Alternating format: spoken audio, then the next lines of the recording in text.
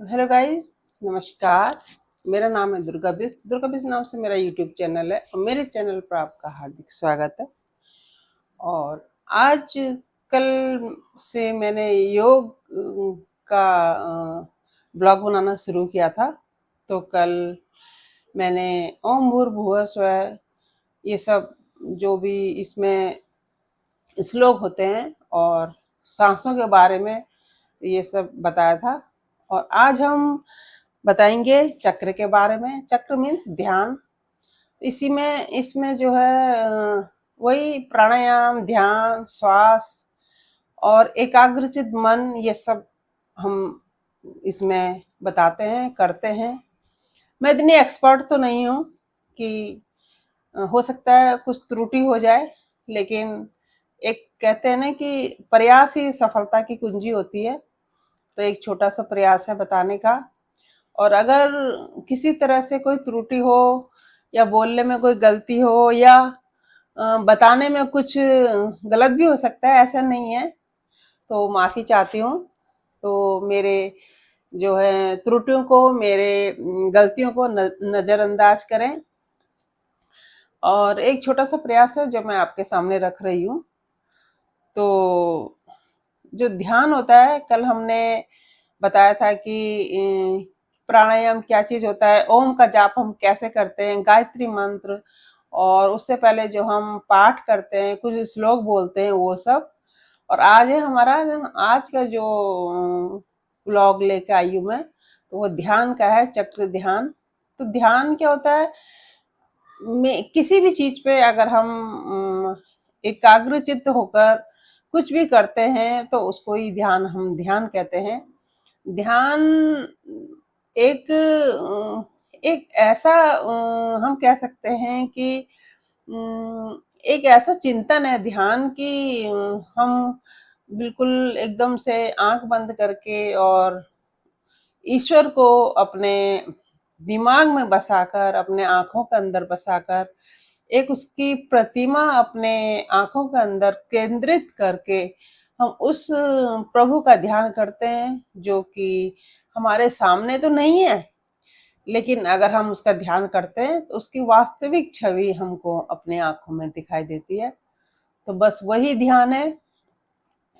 जो कुछ भी हम करते हैं उस पे हमारा 101% ध्यान होना चाहिए, तभी वो चीज सही होती है, तभी उस चीज में हमें सफलता मिलती है और वही चीज हमको आगे बढ़ने के लिए प्रेरित करती है। तो सबसे बड़ी चीज होती है ध्यान। ध्यान अगर हम किसी चीज में भी मन लगा रहे हैं, ध्यान लगा रहे हैं, तभी उसमें हमें सफलता मिलती है। और अगर हम ध्यान को भटकाएंगे, अपने मन को भटकाएंगे, तो हम विचलित हो जाते हैं, हमारा मन चंचल हो जाता है, हम उतना कंसंट्रेशन किसी चीज पर नहीं रख पाते हैं। तो बस यही चीज हमको जो है योग में, प्राणायाम में, ध्यान में, चक्र में सीखने को मिलती है। और इसी से अगर हम हमारा मन स्थिर है, हम मन को अपने कंट्रोल कर पा रहे हैं, हम अपना ध्यान जो है एकाग्रचित होकर कहीं पर लगा रहे हैं, तो उसमें हम सफलता पा रहे हैं। उसमें हम अब हमारा जो मन है दाएं बाएं नहीं भटक रहा है और उस पे हम केंद्रित कर पा रहे हैं अपने मन को, ध्यान को, अपनी दृष्टि को। तो वही ध्यान है, वही प्राणायाम है, वही योग है। तो इसमें जो है चक्र है, इसमें चक्र कितने होते हैं, इस सबसे पहले ध्यान और चक्र है। तो इसमें 7 चक्र माने गए हैं, 7। जितना और भी होते होंगे या नहीं होते होंगे पता नहीं, मुझे उतना उतना तो मैं जानकार नहीं हूँ, लेकिन थोड़ा बहुत जितना मुझे आता है तो मैं आपके समक्ष में इस चीज को रख रही हूँ। और अगर इतना भी हम एक गृहिणी होने के नाते, एक हाउसवाइफ होने के नाते, अगर इतने भी हम अपनी दिनचर्या में लाएंगे तो हमारे लिए बहुत ज्यादा है, वो भी 100 से भी ज्यादा है। तो अगर हम डेली यूज में हम थोड़ा बहुत अपने इन चीजों को, योगासन को, प्राणायाम को, ये सब ध्यान में रख के थोड़ा बहुत आधा घंटा भी हम टाइम देंगे, तो हमारे लिए, हमारे शरीर के लिए, हमारे बॉडी के लिए, हमारे तन मन के लिए बहुत ही अच्छा है। तो चलो बताती हूँ। तो ये चक्र जो है इस 7 प्रकार के होते हैं। सबसे पहले होता है मणिपुर चक्र। अब मणिपुर चक्र क्या होता है? मणिपुर चक्र होता है नाभि के पीछे, जो हमारी नाभि है, नाभि के ठीक पीछे उसको मणिपुर चक्र कहते हैं। जैसे हम मणिपुर चक्र में ध्यान केंद्रित करते हैं, कभी हमारी कमर दर्द वगैरह होती है तो हम सीधा करते हैं ऐसे, और सीधा रखते हैं तो हमारा ध्यान सीधा वहीं जाता है जहां हमारा पेन हो रहा होता है। तो जहां पर हम नाभि नाभि के पीछे, तो हमारा ध्यान वहीं जाता है, तो उसको मणिपुर चक्र कहते हैं। और कहते हैं विशुद्धि चक्र। विशुद्धि चक्र होता है कंठ के पीछे, जो हम विशुद्ध कहते हैं ना, शुद्ध, तो विशुद्ध, विशुद्धि चक्र कंठ, ये कंठ है हमारा गला, तो कंठ के पीछे विशुद्धि चक्र होता है। और स्वाधिष्ठान चक्र, स्वाधिष्ठान चक्र ये रीढ़ की हड्डी के बैक साइड में होता है। रीढ़ की हड्डी है और रीढ़ की हड्डी के इधर पीछे हम स्वाधिष्ठान चक्र होता है। और मूलाधार चक्र, मूलाधार चक्र हम कहते हैं जहां से हमारा मल मूत्र का त्याग होता है, उसे मूलाधार चक्र बोलते हैं। और उससे हृदय के पीछे रीढ़ पर, और अनाहत चक्र, अनाहत चक्र होता है हृदय के पीछे जहां पे हमारा हार्ट होता है, उसके उसके बिल्कुल अपोजिट साइड में अनाहत चक्र कहलाता है। आज्ञा चक्र, आज्ञा चक्र होता है जब हम कोई हमें आज्ञा देता है, किसी चीज के लिए कहता है या किसी काम करने को कहता है, तो एकदम हमारे यहाँ माइंड में आता है कि उस काम को हमें करना है नहीं करना है, तो यहाँ पर आता है। और यहाँ जो ये जो जहाँ पर हमारी बिंदी लगती है, तो उसको कहते हैं आज्ञा चक्र।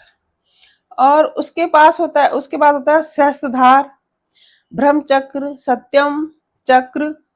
और सहस्त्रधार होता है जो हमारे चारों तरफ, हमारे जो दिमाग की जो सारी वो होते हैं, नसें होती हैं, और हमारे जो दिमाग की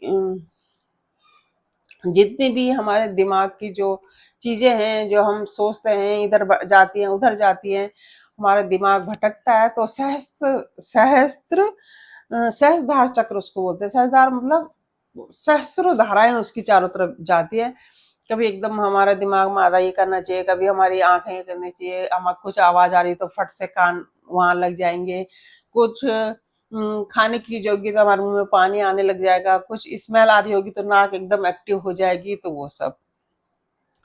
और उसके बाद है ब्रह्म चक्र। ब्रह्म चक्र भी क्या होता है? ब्रह्म जैसे ब्रह्मा होते हैं, ब्रह्मांड होता है, ब्रह्मांड में पूरे ब्रह्मांड का जो एक वो होता है, एक पूरे ब्रह्मांड का एक कंट्रोल होता है, तो वो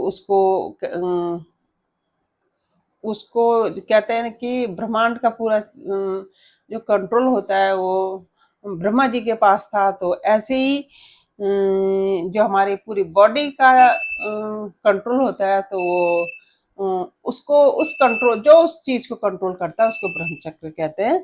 तो आज मैंने आपको ये 5 और 7 चक्र के बारे में बताया है। और जो हम सांस लेते हैं, वो अंदर को सांस लेते हैं, उसको कुंभक कहते हैं, और जब हम बाहर को सांस लेते हैं उसको रेचक कहते हैं। अंदर को हम सांस लेते हैं उसे कुंभक कहते हैं, उसके बाद हम बाहर सांस छोड़ते हैं उसको रेचक कहते हैं। ऐसे ही प्राणायाम होते हैं। प्राणायाम भी 6-7 प्रकार के होते हैं। प्राणायाम तो मेन प्राणायाम क्या होते हैं? तो प्राणायाम होता है कपालभाति होता है, आपका कपालभाति हो गया, अनुलोम विलोम हो गया, और भ्रामरी हो गया, उदित प्राणायाम हो गया, उज्जयी हो गया, अग्निसार हो गया, शीतली हो गया, और अनुलोम विलोम हो गया, है ना। तो ये सब हमारे प्राणायाम है जिनको हम डेली यूज में करते हैं, करना चाहिए। और जो नॉर्मल हम योग करते हैं, तो ये सारे प्राणायाम हम करते हैं। और उसके बाद कपालभाति में ये प्राणायाम, ये 7 प्राणायाम है, ये कैसे करते हैं और कितना इसमें समय लगता है, क्या किस रेशियो में करते हैं, क्या अनुपात उसका होता है, तो ये मैं कल के ब्लॉग में बताऊंगी। और आज के लिए इतना ही। और अम, आज का जो मैं ये ब्लॉग है मैं यहीं पे एंड कर रही हूँ। और तो गाइस, वीडियो पसंद आए तो लाइक शेयर सब्सक्राइब करना ना भूलें। और मिलते हैं नेक्स्ट वीडियो में, नेक्स्ट ब्लॉग में। तब तक के लिए अपना ध्यान रखें। साधुवाद, बाय बाय, टेक केयर।